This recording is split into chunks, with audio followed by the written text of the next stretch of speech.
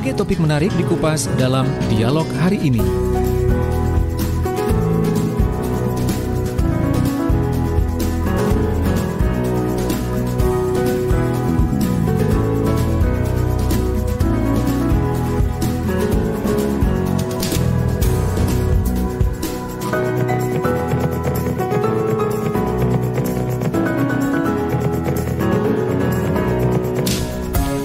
Assalamualaikum warahmatullahi wabarakatuh. Selamat pagi sahabat Jawa Timur. Apa kabar pagi hari ini?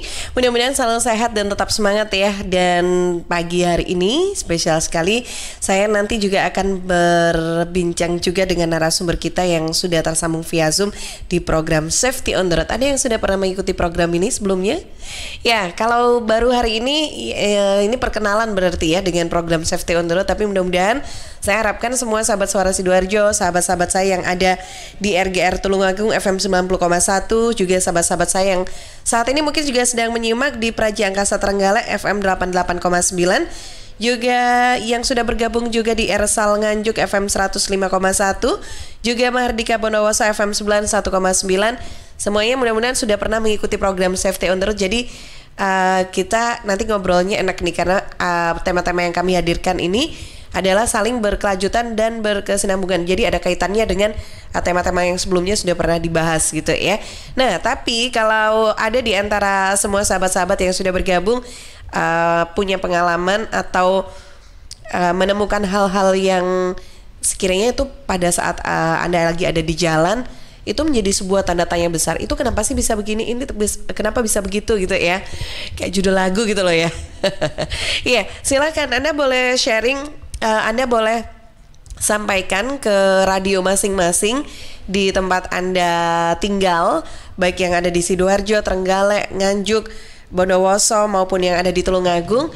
Nah, nanti Anda bisa sampaikan apa sih tema-tema yang mungkin Anda pengen ini dibahas nih, karena ini keren nih, ini butuh diketahui oleh masyarakat luas. Silakan ya, kita sharing bersama nantinya. Jadi dari tema-tema yang mungkin Anda ingin bahas, nanti kita akan sampaikan dulu ke produsernya untuk mana nih yang akan kita angkat menjadi tema kita di program Safety on the Road. Nah, pagi hari ini saya juga sudah tersambung via Zoom bersama dengan narasumber kita, Coach dari Sigma Safety Drive and Ride bersama Coach Muhammad Arsyad. Assalamualaikum, Coach Arsyad.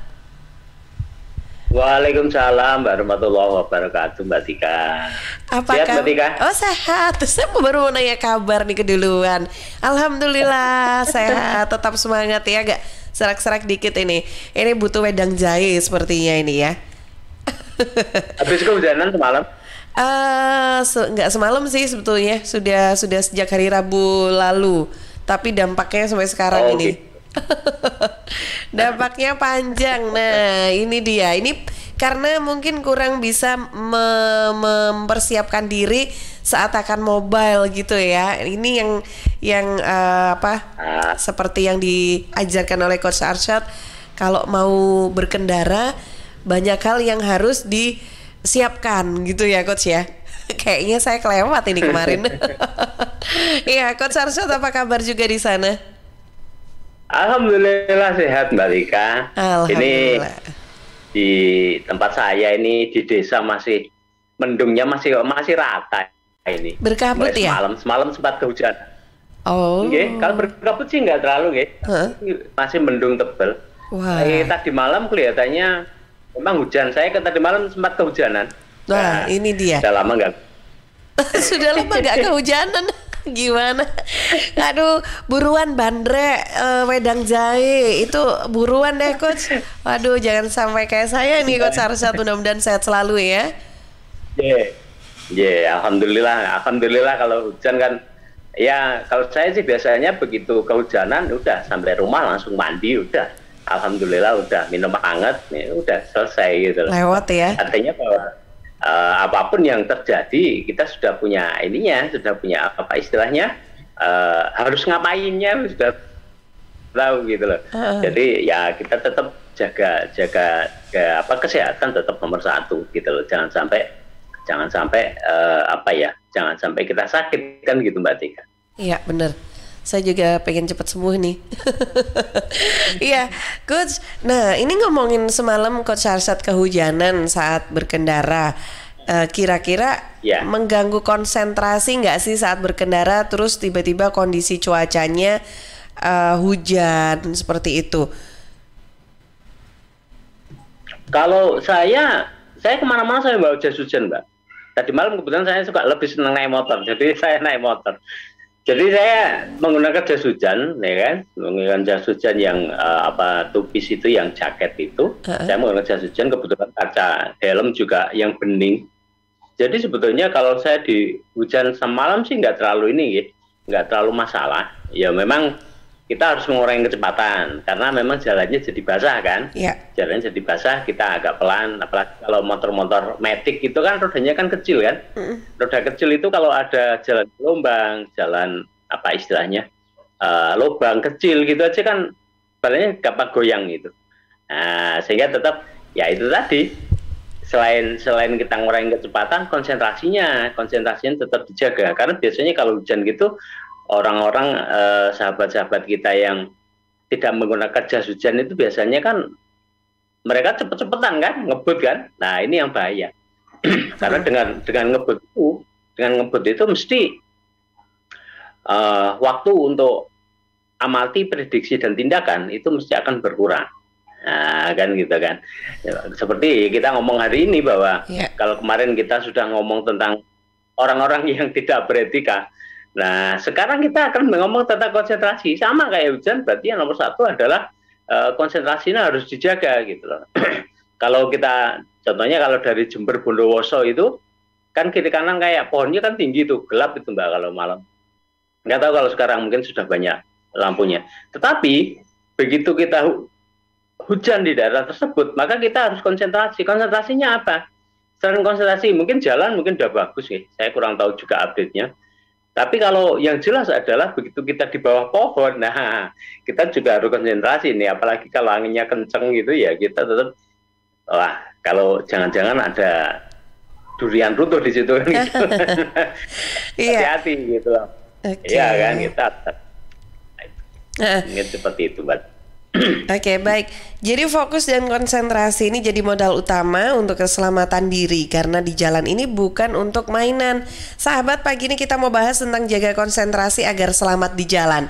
Banyak faktor, kalau tadi sekilas dijelaskan oleh Coach Arsyad ya, tentang konsentrasi gitu kan. Nah, sebelum kita membahas apa yang bisa dilakukan untuk tetap konsentrasi, kira-kira hal-hal yang membuat tidak jadi konsentrasi itu apa sih, Coach? Yang sering sekali mungkin itu menjadi penyebab untuk akhirnya terjadi hal-hal yang cukup berbahaya gitu saat kita lagi ada di jalan. Konsentrasi itu kan hubungannya dengan pikiran ya. Yang paling utama itu kalau konsentrasi itu mesti terganggu itu kalau kita di jalan mikirin utang.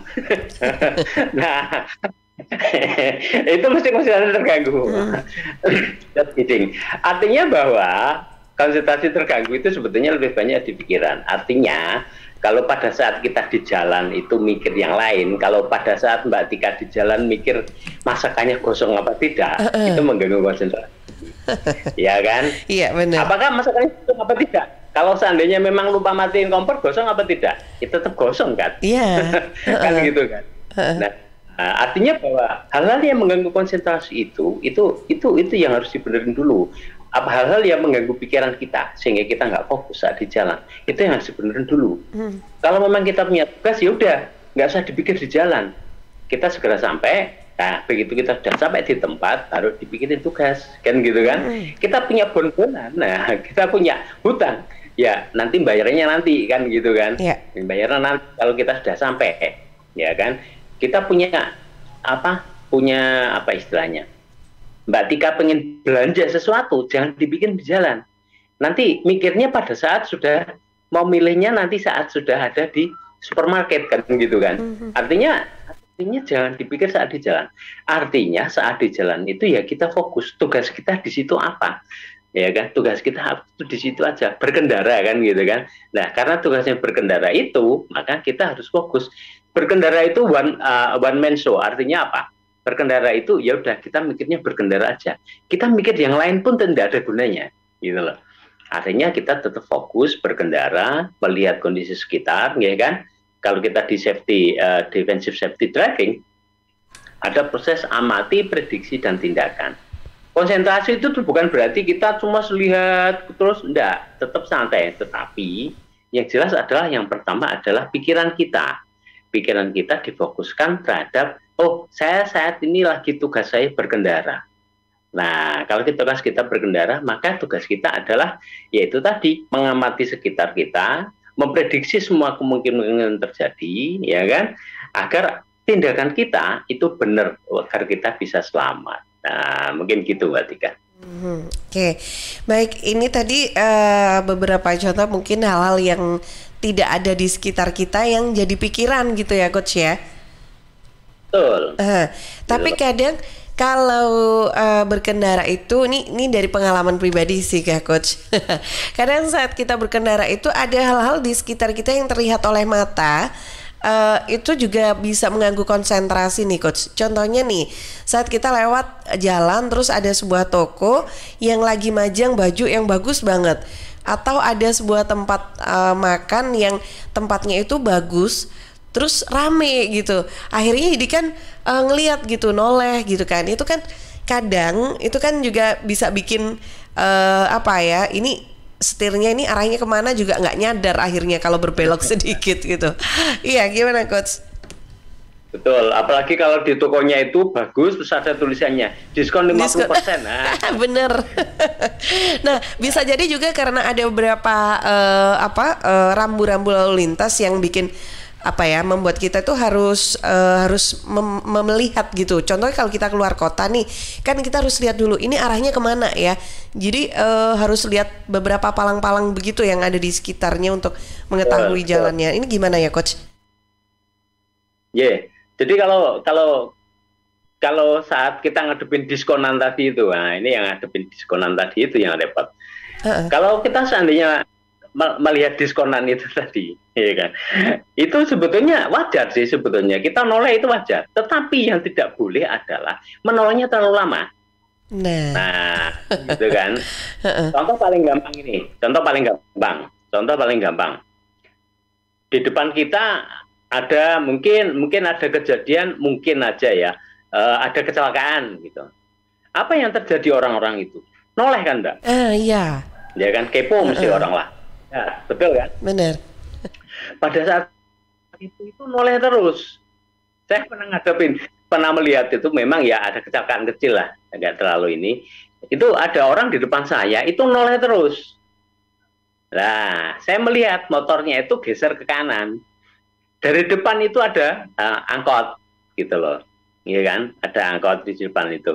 Angkotnya kelihatannya juga sudah tahu kalau orang ini apa istilahnya. Delereng ya. Delereng itu apa bahasa Indonesia? Ya itu. Delerengnya ya, noleh gitu, ngeliat gitu ya. Nggak fokus ke depan gitu. Jadi ya. Nggak ke depan. Bener. Untung karena angkotnya sudah tahu, ya kan? Dia berhenti. Begitu orangnya dekat, yaitu diklakson keras gitu loh. Ya orangnya kaget dan tetap ya nabrak, tapi kan nggak kenceng gitu loh. Artinya kalau kita mengamati sesuatu dan itu membutuhkan waktu lebih lama, itu mending berhenti. Contohnya Mbak Tika melihat baju bagus, ya kan? Diskon 50% gitu. Ya kan? Kalau memang bisa berhenti dulu, dilihat dulu, walaupun mungkin belum dibeli. Ya kan? Dilihat dulu. Yeah. Oh benar nggak? Oh benar. Posisinya di mana? Oh posisinya di Sidoarjo jalan ini. Oh di dekatnya masjid ini. Nah, contohnya seperti itu. Kita tahu apa istilahnya. Kita menyimpan lokasinya dia, ya kan? Lokasinya disimpan. Atau kalau perlu difoto, foto setlock. Nah kalau kita memang nggak hafal daerah tersebut, ya kan? Kita foto lokasinya, kita tahu lokasinya, lah udah. Ya kan, kita tahu lokasinya. Jadi kita sudah pastikan dulu, oh lokasinya kita sudah tahu. Nah, setelah itu kita tinggal memutuskan, ya kan? Kita sudah mengamati kan tadi prosesnya. Kita memprediksi, oh prediksi kalau saya beli itu dulu saya belum bawa uang, ya kan? Bukan nggak punya uang, tapi belum bawa uang karena jauh dari ATM. Nah, apakah saya harus membeli itu dulu atau saya harus meneruskan perjalanan? Kalau saya membeli itu dulu, saya siarannya terlambat, kan gitu kan? Yeah. Atau Mbak Tika di acara yang harus dibawakan terlambat. Oh berarti nggak usah, nanti dulu, ya kan? Itu adalah proses prediksi, baru menentukan tindakannya. Apa yang terjadi kalau proses prediksi ini pun ada di Mbak Tika tidak berhenti, masih di jalan, akibatnya akan mengganggu konsentrasi. Nah, kan gitu kan. Sebetulnya banyak hal yang mengganggu konsentrasi kita saat di jalan. Paling gampang itu tadi contohnya seperti itu. Kalau nggak gitu ada banner atau baliho di jalan atau apa videotron, ya kan? Itu juga bisa mengganggu, gitu loh. Mengganggu, apalagi kalau tulisannya, pokoknya kalau sudah tulisannya diskon, nah gitu itu mesti sekilas mesti kita nengok, ya kan? Atau mungkin yang kecil lah, hal-hal kecil apa ada di jalan itu ada apa istilahnya, ada makanan atau apa. Tadi Mbak Tika nyampaikan ada tempat makan yang kelihatannya bagus, ya. Itu memang mengganggu, benar. Tetapi yang penting adalah bagaimana cara kita untuk memanage itu. Ya kan, memanage informasi itu, gitu loh. Kalau kita just pass away, oh ya, di sini ada yang bagus. Nanti kalau setelah selesai siaran, nanti kita balik ke situ lah. Itu nggak apa-apa. Dia di-keep, itu di-keep, ya kan, disimpan dulu, ya kan. Proses amatinya sudah disimpan, diprediksikan, oh nanti aja. Jadi prosesnya berhenti, tapi tetap masuk, ya kan. Nah, pertanyaannya adalah berapa lama sih waktu konsentrasi orang itu terbagi, kapan lagi balik lagi lah, itu yang penting, gitu loh. Yang penting adalah itu. Contohnya ya, kalau saya pernah lihat di hasil tes di apa istilahnya kepolisian itu kalau SIM-nya B2, B1, B2 itu kan ada proses itu, Mbak. Ada tes reaksi kan gitu kan. Itu rata-rata ya waktu reaksi orang itu sekitar 1 detik.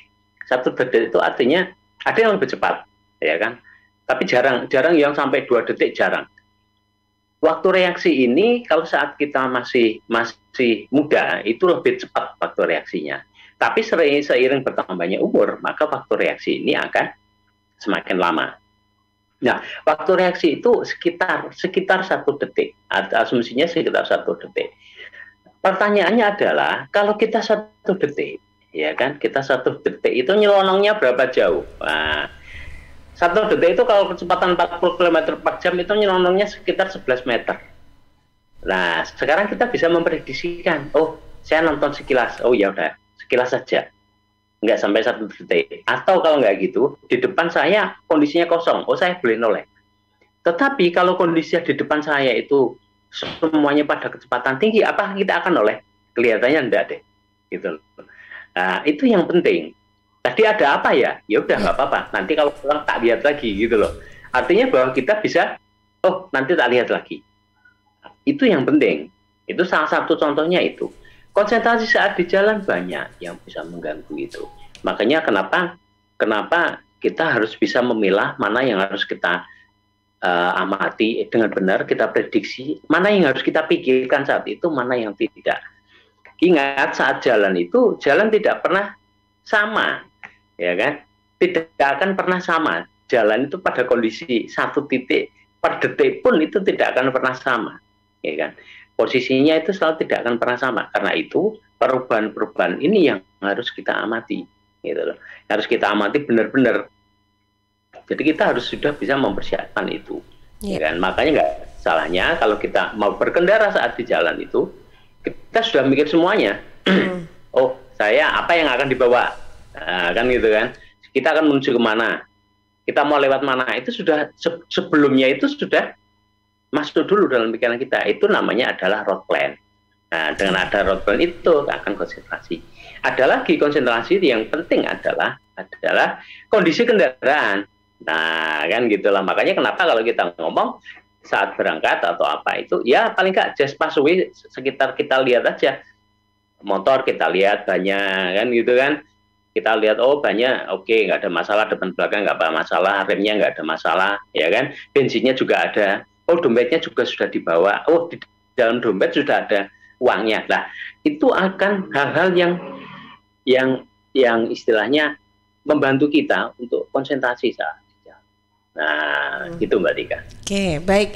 Coach, ini sudah disapa oleh sahabat yang ada di Praja Angkasa, Trenggalek.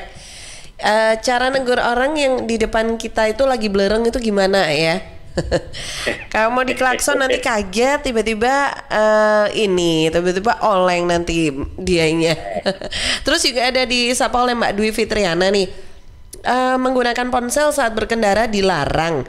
Bagaimana dengan yang pakai Bluetooth atau pakai fungsi handsfree? Dan kadang ngeri juga lihat ojol yang jalan itu sambil lihat maps. Oke. Boleh ditanggapi dulu ya Coach, silakan. Oke, saya tanggapin yang dari teman-teman Praja Angkasa. Apa istilah belereng tadi? Belereng ya. Kalau dari bahasa Trenggaleknya belereng. Iya, silakan. Artinya gini, kalau kita menghadapi orang-orang seperti itu, ya kan? Kemarin kan kita melihat udah ada orang yang overacting, ada orang yang overconfident, ada orang yang antisosial. Nah, kalau kita menghadapi seperti itu, apakah boleh dinyalakan klakson? Boleh. Boleh nyalakan klakson, tetapi klaksonnya jangan klakson panjang. Klakson pendek aja. Dan ingat, saat kita ngelakson, itu kita, apa istilahnya? Jaga jarak dulu, gitu loh. Jaga jarak dulu dengan pengendara itu. Kalau dia ada di depan kita, searah dengan kita, ya kita jaga jarak dulu. Jadi kita klakson dulu, sehingga kalau seandainya dia kaget, ya kan, sehingga dia kaget, kita tetap aman, gitu loh. Posisi kita tetap aman. Nah, bagaimana kalau dia posisinya ada di depan kita, di seberang kita, ya kan, seberang kita itu bisa dengan klakson atau kita bisa menyalakan lampu, ya kan. Kalau malam sih lebih gampang, kita menyalakan lampu dim sekilas itu, nggih, di dimmer itu aja, sekilas gitu aja, itu insya Allah bisa. Tapi kadang-kadang kalau siang hari agak susah juga. Ya. Pernah kejadian saya pernah kerja di daerah Tuban mungkin ya. Saat saya di daerah Tuban itu ada truk, Mbak. Truk ini kelihatan dari depan. Saya kebetulan dari arah berlawanan. Itu kelihatan kalau jalannya itu ke kiri, ke kanan, kan. Kita pikirkan orang ini ngantuk. Kan gitu kan. Kita ngantuk, kita dim, kok masih tetap gak anu. Terus kita klakson, saya coba klakson, kelihatannya juga nggak respon. Nah, apa yang harus kita lakukan? Kita harus memprediksi yang terburuk. Kalau memang diperlukan, kalau memang dikira-kira dia diklakson kan nggak bisa, kita harus berhenti. Nyari tempat berhenti, di bawah jalan, atau mungkin kalau, ya mohon maaf ini, kalau orangnya ngantuk seperti itu, ada pohon gede, ya kita bersembunyi, kita berhenti di baliknya pohon itu, seperti itu lah. Hal-hal kayak gitu itu yang artinya bahwa tindakan kita sudah benar, gitu loh. Ngadep orang seperti ini. Di klakson boleh.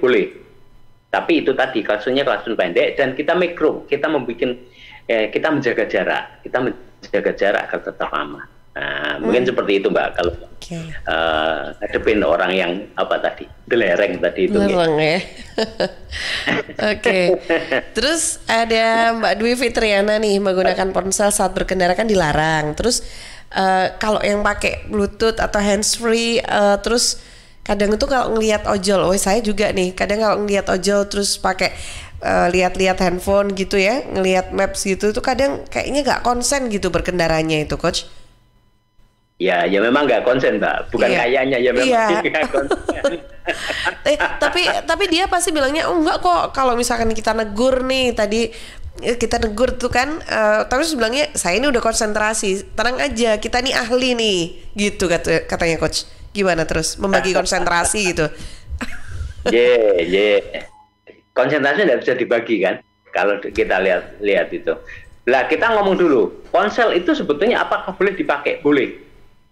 Menelpon itu apakah boleh? Boleh. Yang bahaya itu sebetulnya bukan handphonenya. Bukan kita memegang handphonenya itu, bukan.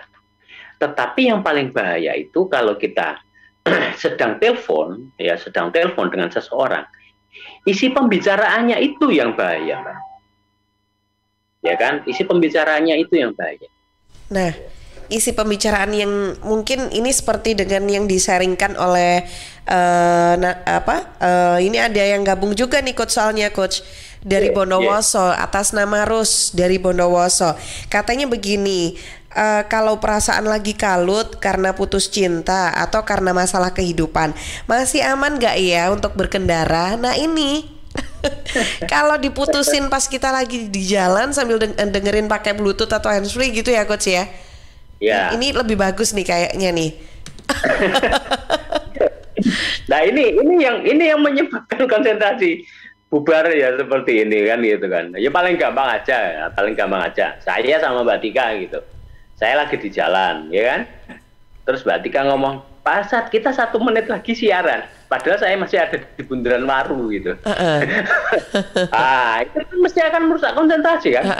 Atau kalau begini misalkan Coach Arsyad lagi di jalan, terus kita lagi telepon-teleponan, Coach Arsyad sama saya lagi telepon-teleponan, terus saya bilang, ya udah deh Coach, mulai hari ini kita putus gitu. Wah itu kalut langsung ya Coach. Ya paling-paling dalam pertanyaan kita kan ngomong ada apa kan gitu kan. Mikir kan ya. Kalau kita ngadepin seperti ini ya kan.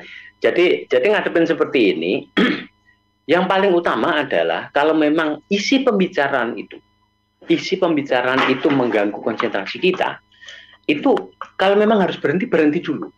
Tapi ingat, berhentinya jangan sembarangan. Berhenti di tempat yang yakin aman.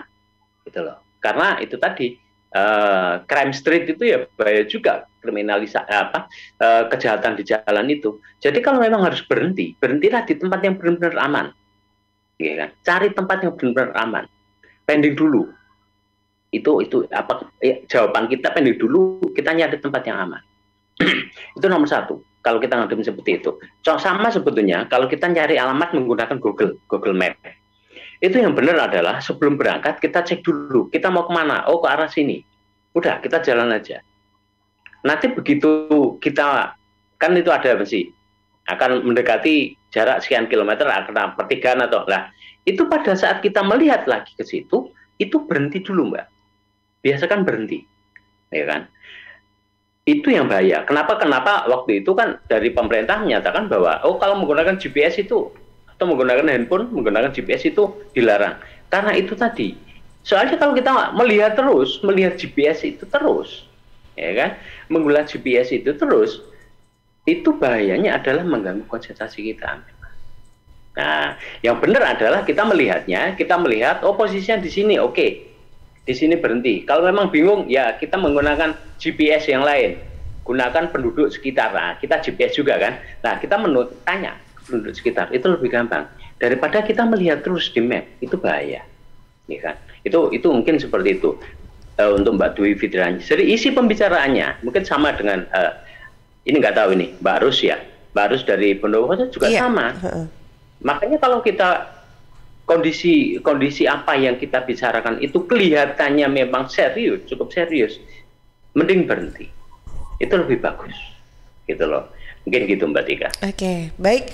Ya, sahabat, pagi ini kita masih membahas tentang konsentrasi begitu ya. Jadi fokus dan konsentrasi ini adalah hal yang menjadi modal utama untuk keselamatan diri. Karena di jalan ini bukan untuk mainan nih sahabat.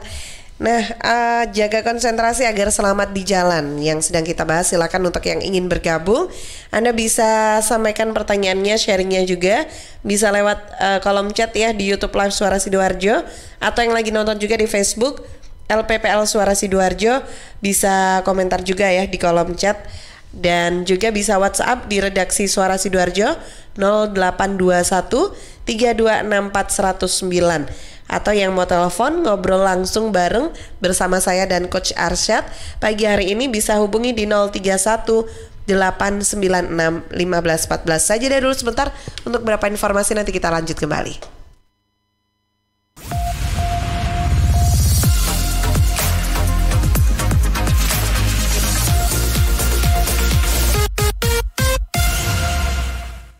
Memang kita sudah jenuh karena pandemi ini membelenggu dunia, mengekang silaturahmi kita. Tapi sampai ini usai, yang masih berkerumun tanpa protokol kesehatan, apa akan terus bersikap abai? Yang masih kumpul keluarga, jangan sampai kumpulkan virusnya. Yang masih nongkrong asik, jangan sampai pulang bawa penyakit. Yang masih harus berangkat kerja, jangan sampai bawa pulang virusnya. Dan yang masih abai, jangan sampai orang tuamu yang menuai. Waspadai klaster penyebaran COVID-19 di lingkungan terdekat. Selalu pakai masker, jaga jarak, cuci tangan, dan siap divaksinasi. Pesan ini dipersembahkan oleh Kominfo dan Komite Penanganan COVID-19 dan Pemulihan Ekonomi Nasional. Serta Indonesia Persada ID untuk menyiarkan baik.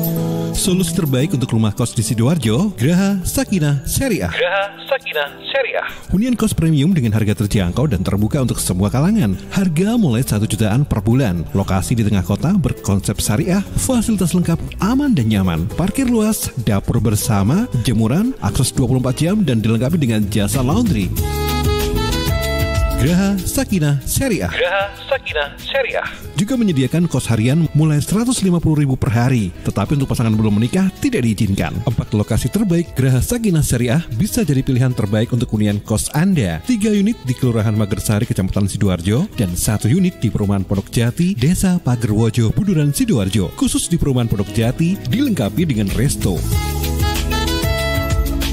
Booking sekarang juga dan pastikan hunian kos syariah aman dan nyaman jadi pilihan. Hubungi Abah Bandi di 081 230 55052 081 230 55052. Sahabat, air adalah 2/3 dari komponen penyusun tubuh kita. Pilihlah air yang bukan hanya untuk melepas dahaga, tapi punya nilai lebih. Untuk sehari-hari, pilihlah air mineral Santri, produksi Kepontren Sidogiri Pasuruan. Air mineral Santri tidak hanya menyehatkan, tapi juga ikut mengembangkan perekonomian umat. Air mineral Santri bisa didapatkan dalam kemasan 120 ml, 240, ada yang 330, 600, juga 1.500 ml dan galon. Info lengkap dan pemesanan hubungi Ustadz Muhammad Seger, CV Lantabur Sidoarjo, telepon 0821 3404 0289. Distributor air mineral Santri wilayah Sidoarjo di Jalan Sawo, RT 03, RW 01, Plumbungan, Sukodono, Sidoarjo. Air minum ya Santri. Assalamualaikum warahmatullahi wabarakatuh.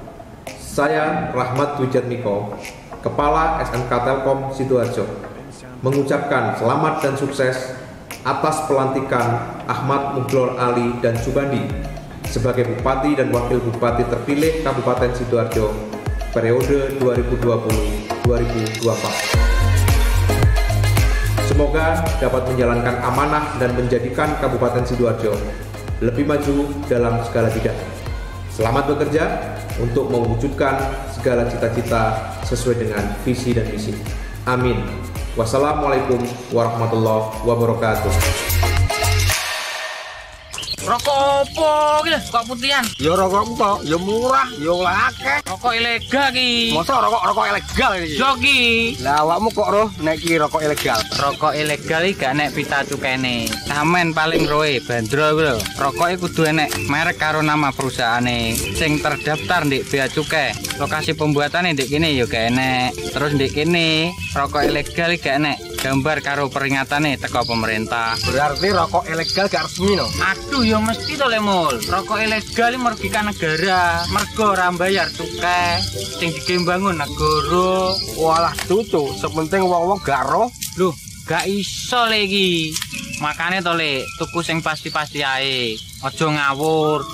Laporkan peredaran rokok ilegal ke kantor Bea Cukai terdekat atau hubungi nomor 1.500-225 1.500-225. Iklan layanan masyarakat ini dipersembahkan Bea Cukai Sidoarjo. Ayo, ngewangi Bea Cukai, berantas rokok ilegal. Bea Cukai Sidoarjo, fokus mengawasi, tulus melayani. PT Inet Global. Sejak tahun 2005 bergerak di bidang ICT, Information and Communication Technology, Internet Service Provider atau ISP, web hosting dan domain, fiber optic system dan satelit atau VSAT, memberikan layanan jasa koneksi internet ke seluruh dunia dengan kecepatan tinggi dan harga yang kompetitif. Juga memberikan solusi dan jasa konsultasi pendistribusian koneksi internet, menyediakan solusi ICT yang komprehensif, terpadu dan disesuaikan bagi pengguna yang mencakup data infrastruktur, managed service, cloud computing, IT services, serta layanan digital yang fokus untuk memanfaatkan peluang yang mendukung dan menambah nilai pada bisnis utama tiap customer.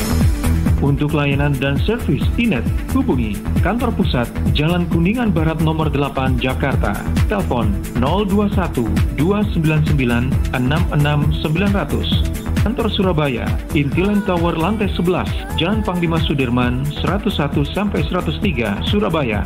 Telepon 031 535 3955 031 535 3955. Inet Globalindo, the best service for great solution.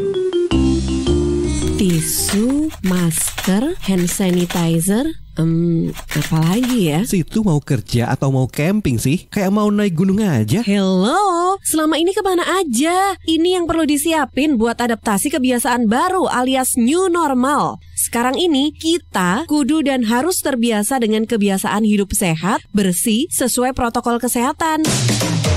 Saat ini kita dalam perubahan pola hidup dalam situasi pandemi COVID-19.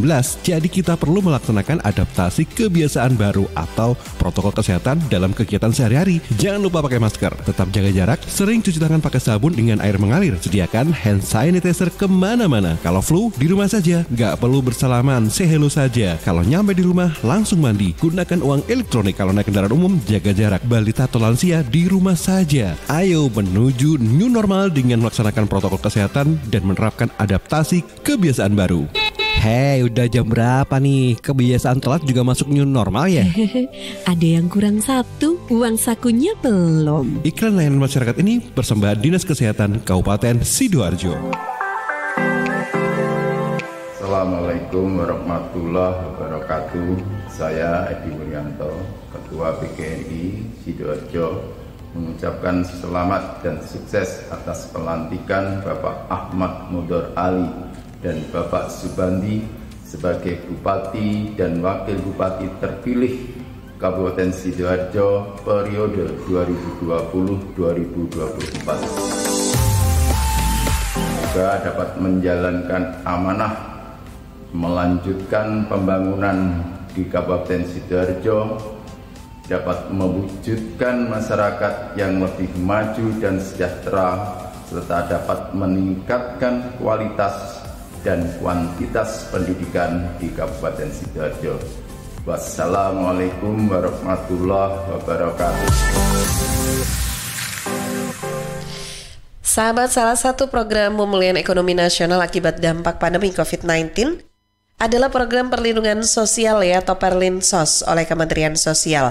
Pada tahun anggaran 2021 ini meliputi program Keluarga Harapan atau PKH, bantuan pangan non tunai atau bantuan sembako, dan juga bantuan sosial tunai atau BST. Nah, bantuan sembako untuk 18,8 juta keluarga ini senilai 45 triliun rupiah, sedangkan PKH senilai 20 triliun rupiah, dan BST untuk 10 juta keluarga senilai 12 triliun rupiah. Nah, agar penyalurannya tepat sasaran dan tepat waktu, untuk bantuan sembako, Kemensos bekerja sama dengan Bank Himbara meliputi BNI, BRI, Bank Mandiri, dan BTN, dan melalui PT Pos Indonesia untuk wilayah Indonesia Timur yang sulit dijangkau.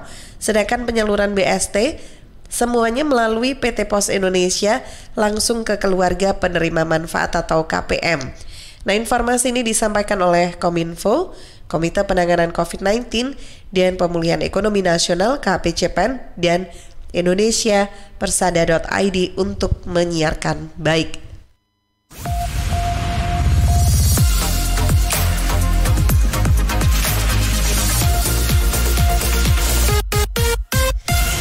Masih di program Safety on the Road ya pagi ini Coach.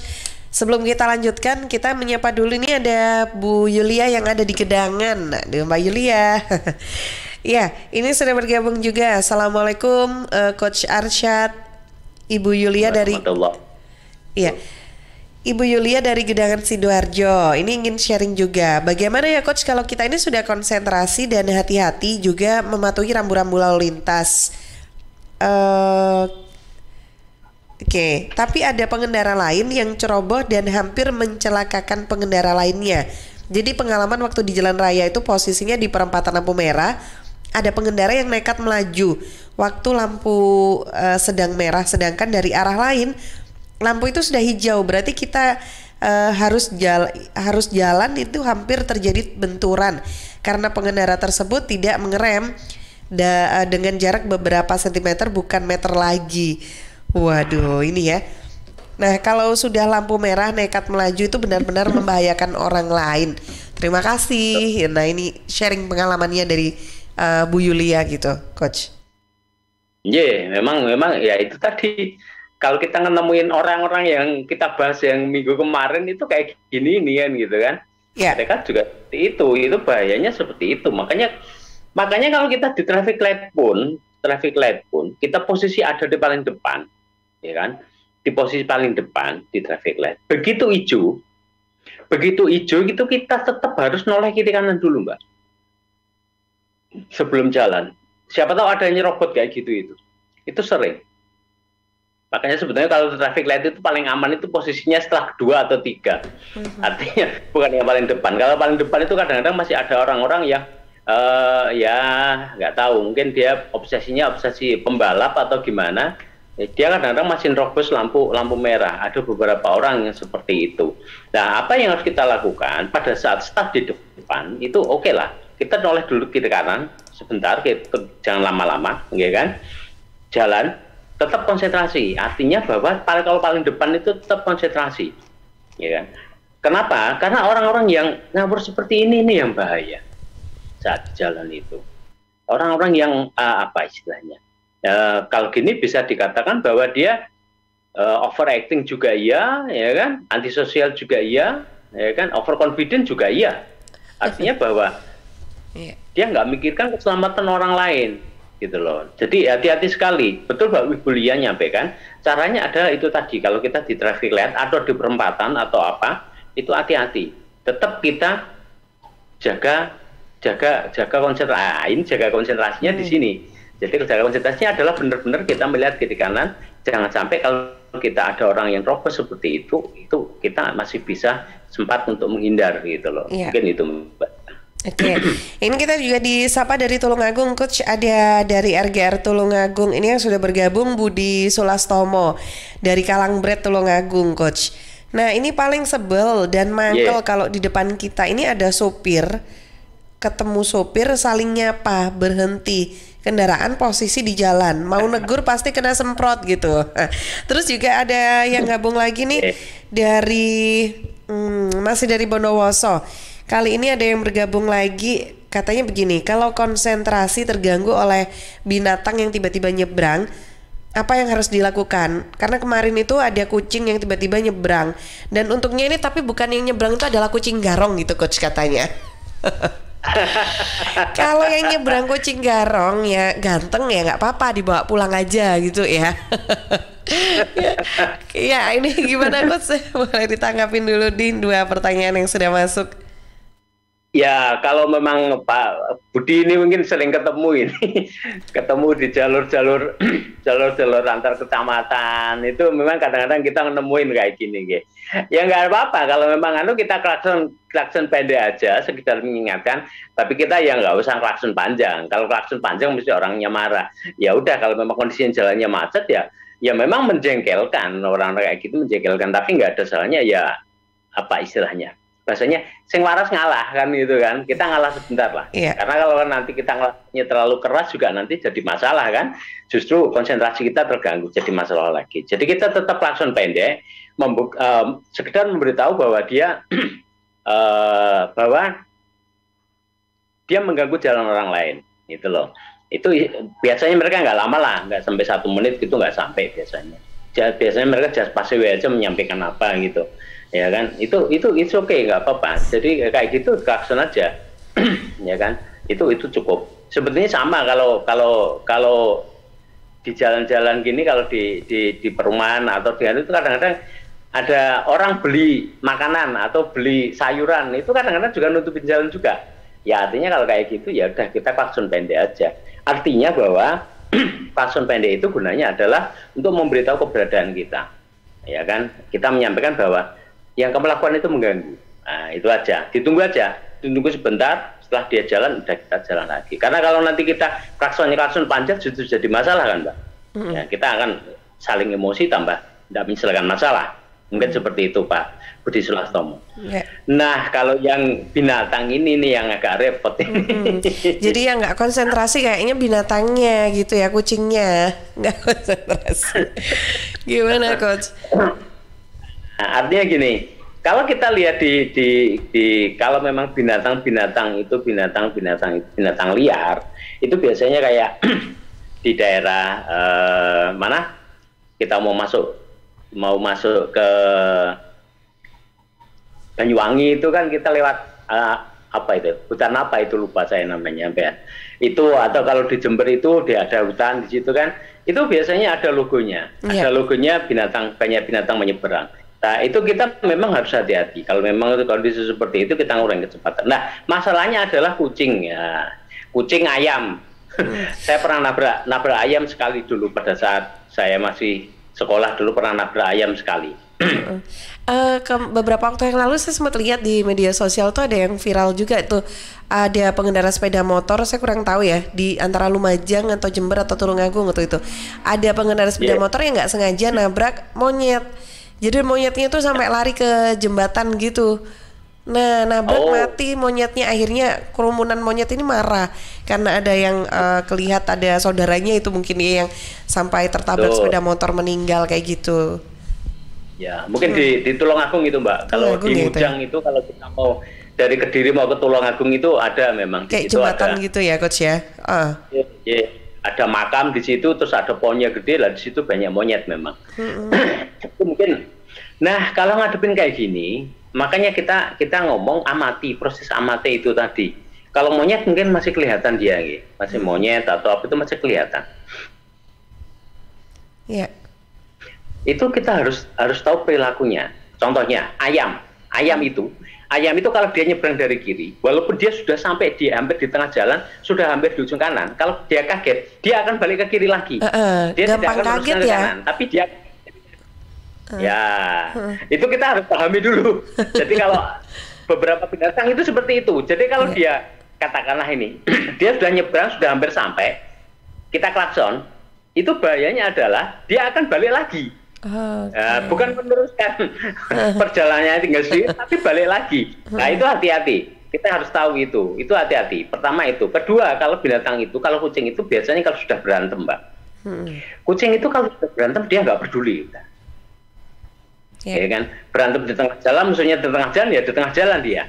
Di klakson kadang-kadang juga nggak minggir gitu loh. Disiram air baru minggir gitu loh. Nah, kalau kita ngadepin seperti ini, ya ngadepin kondisi-kondisi ini, kita mesti tahu lah beberapa tempat gitu kan, kita tahu, contohnya kalau kita masuk ke pemukiman, ke jalan yang pemukiman agak padat, berarti di situ kita lihat kalau ada banyak binatang yang ada di kiri kanan kita, ya binatang di kiri kanan kita, maka kita harus memprediksi bahwa kucing ini kalau dia tiba-tiba nyebrang gimana ya, nah, kan gitu kan. Lah kalau ayam ini nyebrang gimana ya, kan gitu kan. Kalau kita nabrak ayam itu di beberapa tempat nanti dihitung ayam itu umurnya sekian, masih sekian, nanti dia akan bertelur sekian, penyakit sekian. Nah, itu ruwet itu hitungannya. Ganti ruginya ruwet kalau kayak gitu itu. Makanya mendingan kita kalau seperti itu, kalau kita melihat di kiri kanan kita itu banyak binatang atau teman-teman seperti itu, kita konsentrasi, kita kurangi kecepatan dulu. Artinya kurangi kecepatan di sini adalah paling tidak kita melepas gas itu agar kita bisa berkurang kecepatannya. Kita konsentrasinya siap-siap kalau seandainya mereka menyeberang mendadak seperti apa. Nah, pertanyaannya, kalau kucing ini menyeberang mendadak, ya kan? Terus kalau kita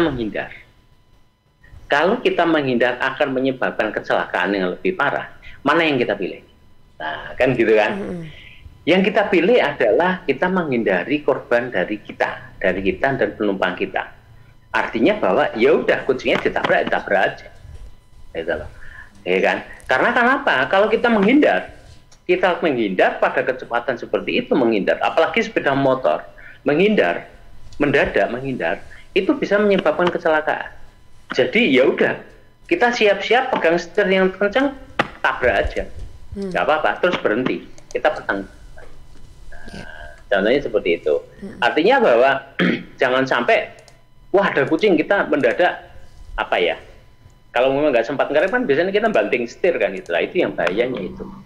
Tetap keselamatan kita yang nomor satu, ya kan?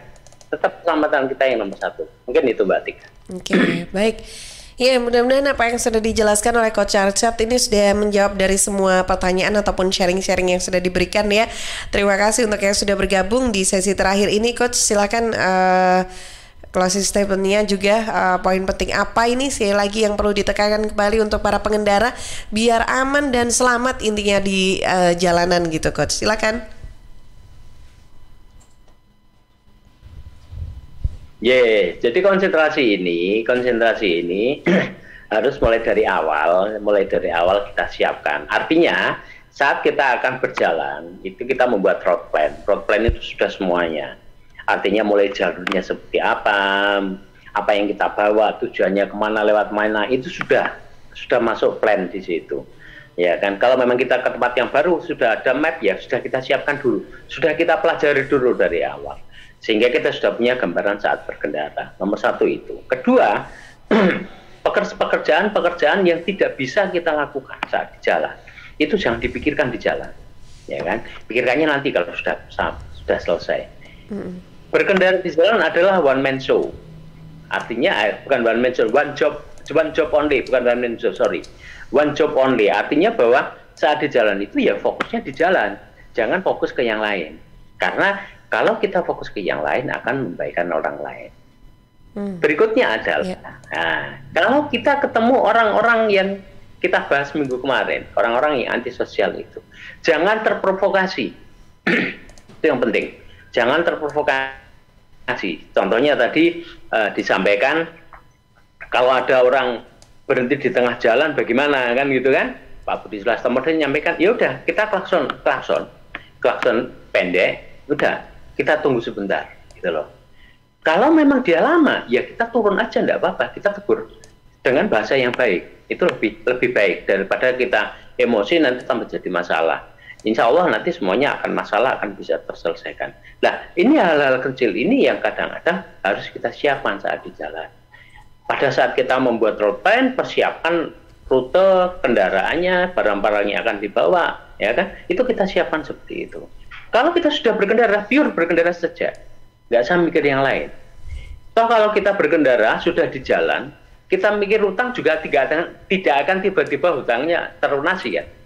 Nah, hal-hal seperti ini yang harus kita siapkan. Artinya saat di jalan ya udah kita fokus saat di jalan. Yang lain kita pikirkan sesuai dengan tempatnya masing-masing. Mungkin itu Mbak Tika. Iya. Oke, baik Coach. Terima kasih banyak atas waktu dan sharingnya pada pagi hari ini.